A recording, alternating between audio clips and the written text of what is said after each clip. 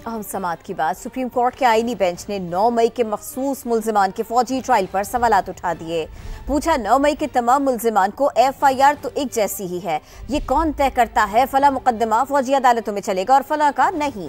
फौजी तंसीबात पर माजी में भी हमले हुए, उनके मुकदमात तो आम अदालतों में चलाए गए। कहा, क्या 9 मई का वाक़या दहशत गर्दी से भी बड़ा था। पंजाब हुकूमत ने मुजरिमान को कैद तन्हाई में रखने की तरदीद कर दी।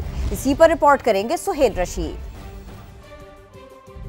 जस्टिस अमीनुद्दीन खान की सरबराही में 7 रुकनी आईनी बेंच ने 9 मई के मखसूस मुल्जिमान के मिलिट्री ट्रायल पर सवालात उठा दिए। जस्टिस मुसर्रत हिलाली ने पूछा कि ये कौन तय करता है कि किसका ट्रायल मिलिट्री कोर्ट्स में होगा, किसका नहीं। जस्टिस मोहम्मद अली मजहर बोले, 9 मई के तमाम मुल्जिमान की FIR तो एक जैसी थी, ये तफरीक कैसे हुई कि कुछ का ट्रायल फौजी अदालत में होगा, कुछ का इंसदादे दहशतगर्दी अदालत में।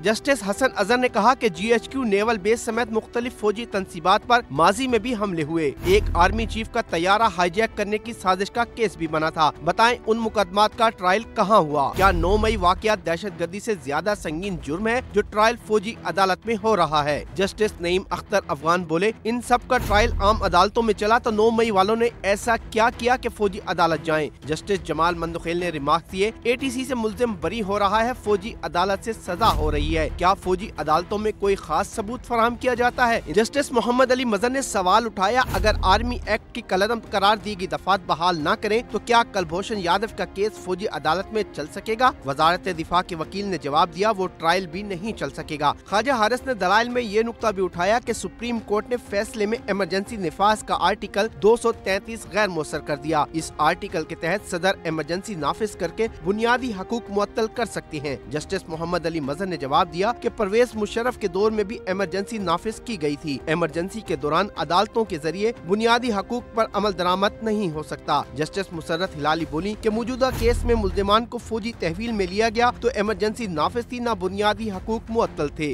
दौरान समात मुजरिमान को कैद तन्हाई में रखने से मुतल्लिक पंजाब हुकूमत की रिपोर्ट पेश की गई। अदालत को बताया गया कि 9 मई के कैदियों को एक साथ एक कंपाउंड में रखा गया है। ख्वाजा हारिस कल भी अपने दलाइल जारी रखेंगे।